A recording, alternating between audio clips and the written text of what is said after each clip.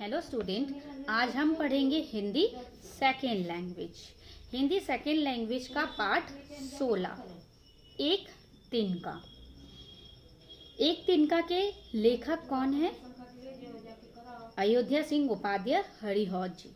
ये एक कविता है। आइए अयोध्या सिंह उपाध्याय हरिहौद के बारे में मैं एक छोटा सा आप लोगों को परिचय दे देती हूँ। अयोध्या सिंह उपाध्याय हरिहौद का जन्म यूपी के आजमगढ़ जिले के निजामाबाद नामक स्थान में हुआ था। ठीक है, 15 अप्रैल 1865 में हुआ था और इनका मृत्यु 16 मार्च 1947 में हुआ। इनके कुछ भाषा हैं जैसे कि ब्रज भाषा और खड़ी बोली। ठीक है, ज़्यादातर अधिकांश भाषाएं इनकी जो रचनाएं हैं वे ब्रज भाषा में है, या फिर ज़्यादातर ब्रज भाषा में तो है लेकिन उससे ज़्यादा खड़ी बोली है। ठीक है, आइए हम अब कविता पढ़ते हैं। मैं घमंडों में भरा ऐठा हुआ, एक दिन जब था मुंडरे पर खड़ा। आज अचानक दूर से उड़ता हुआ, एक तिनका आंख में मेरी पड़ा।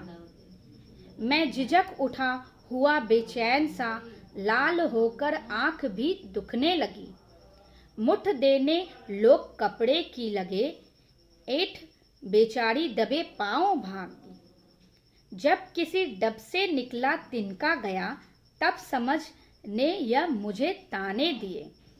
ऐठता तू किस लिए इतना रहा, एक तिनका है बहुत तेरे लिए।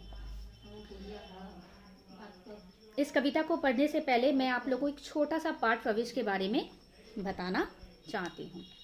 प्रस्तुत कविता में कवि मनुष्य को सचेत करते हुए कहता है कि हमें कभी घमंड नहीं करना चाहिए, क्योंकि घमंडी व्यक्ति को सबक सिखाने के लिए एक तिनका भी बहुत होता है।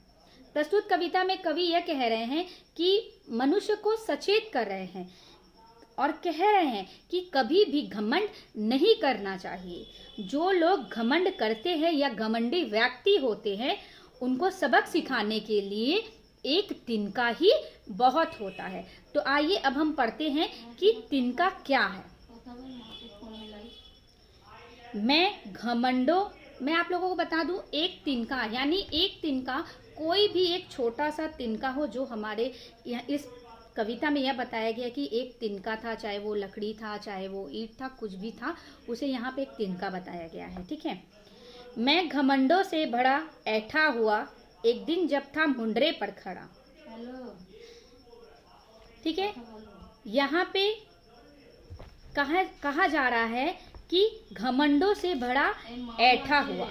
ठीक है, मैं यहाँ कवि कह रहे हैं कि जब वो घमंड से भरे ऐठ कर खड़े थे। ठीक है, घमंडों का अर्थ होता है अहंकार भरे, अहंकार। ठीक है, ऐठा का होता है चूड़, यानी एकदम अकड़ में खड़ा था। कहाँ? मुंडरे पर खड़ा था। मुंडरे हम लोग किसे कहते हैं? मुंडरे का अर्थ होता है छज्जा। छज्जा पे वह खड़े थे। अचानक दूर से उड़ता हुआ, एक तिनका आंख में मेरी पड़ा। अचानक मतलब अचानक से, दूर से, बहुत दूर से एक तिनका आकर लेखक के आंखों पर गिर पड़ा। ठीक है, वो अहंकार भरे, घमंड भरे से छज्जे पर खड़े थे और एक दूर से तिनका आकर उनके आंखों में पड़ गया। मैं झिझक उठा हुआ बेचैन सा। झिझक का अर्थ होता है सकपका जाना और बेचैन हो गए। जैसे मान लीजिए हम लोग खड़े हैं या हम लोग को किसी भी चीज़ों से हमारे आंखों में लग जाती है, तो हम क्या होते हैं? अंदर से एकदम झिझा होते हैं, काँप उठते हैं कि मुझे आंखों में लग गई है। उसी तरह कवि को भी आंखों में जब एक तिनका पड़ता है तो वो एकदम सकपका जाते हैं, बेचैन सा हो जाते हैं। लाल होकर आंख भी दुखने लगी। आंख क्या हो जाता है? लाल हो जाता है। जैसे हमारे आंखों में जब लग जाती है या आप लोगों को आंखों में लग जाती है तो क्या हो जाती है? आंख लाल हो जाता है पूरा, है ना। मुठ देने लोग कपड़े की लगे। मुठ क्या होता है?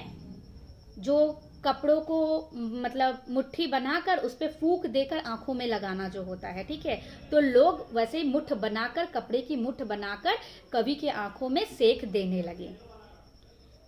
ऐठ बेचारी दबे पांव भागी, मतलब उनके अंदर इतना घमंड था, वो क्या हो गया, चूर हो गया, भाग गया, पांव दबे तले भाग गया। सही बात है। तो यहाँ पे यह बताया जा रहा है कि घमंड कभी नहीं करना चाहिए। घमंड करोगे तो वो कभी ना कभी एक दिन चूर होता ही है।